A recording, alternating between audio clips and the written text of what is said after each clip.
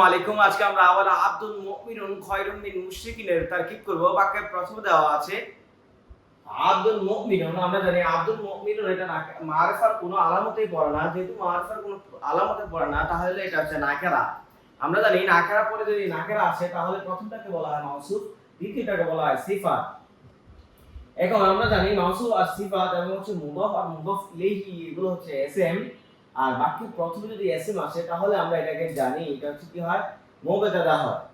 তাহলে এখানে আব্দুল মুমিনুনটা হচ্ছে মাউসুফ সিফাতের মাধ্যমে মুবতাদা হয়েছে। আমরা জানি মাউসুফ সিফাত যদি বাক্যের প্রথমে আসে তাহলে এটা মুবতাদা হয়, মুবতাদার পরবর্তী যদি আসে তাহলে এটা খবর হয়। যদি ফেলের পরবর্তীতে আসে তাহলে ফাইল হয়, ফাইলের পরবর্তী যদি আসে তাহলে এটা মাফউলে বিহি হয়, আর হরফে জারের পরবর্তীতে আসলে এটা মাজরুর হয়।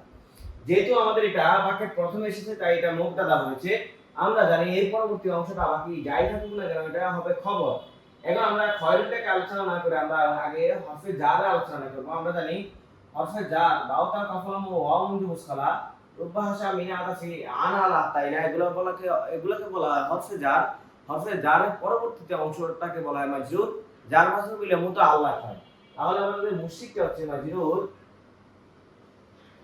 আমরা জানি জার আর মাজরুর মিলে স্বাভাবিকভাবে কি হয়, মুতাআল্লাক হয়।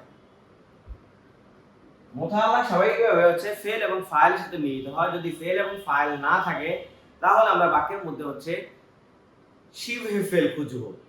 যেহেতু এই বাক্যের মধ্যে আমরা শিবহে ফেল যদি খুঁজতে চাই তাহলে আমাদের প্রথম যে কাজটা করতে হবে, আমরা জানি ফাইলুন মাফউলুন মাফআলুন মিফআলুন আফআলু ফাইলুন ফাউলুন ফাআলুন এই ওজনে কোনো শব্দ আছে কিনা সেটা বের করব।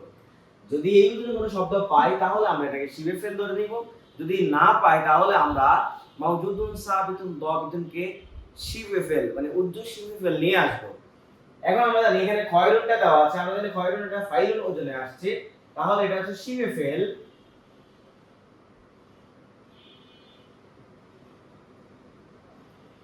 এটা হচ্ছে শিবহে ফেল। তার পরবর্তীতে যে হুয়াটা আছে সেটা হচ্ছে ফাইল। ফেল ফাইল আর মুতাআল্লাক মিলে আমরা জানি স্বাভাবিকভাবে হচ্ছে শিবহে জুমলা হয়।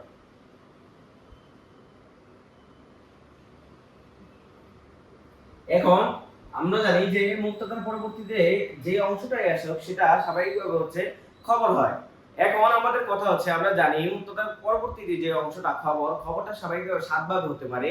নাকেরার মাধ্যমে হতে পারে, মাআরিফার মাধ্যমে হতে পারে, মাউসুফ এবং সিফাতের মাধ্যমে হতে পারে, মুদাফ এবং মুদাফ ইলাইহির মাধ্যমে হতে পারে, এবং হচ্ছে জুমলা ইসমিয়ার মাধ্যমে হতে পারে, জুমলা ফেলিয়ার মাধ্যমে হতে পারে, এবং হচ্ছে শিবহে জুমলার মাধ্যমে হতে পারে।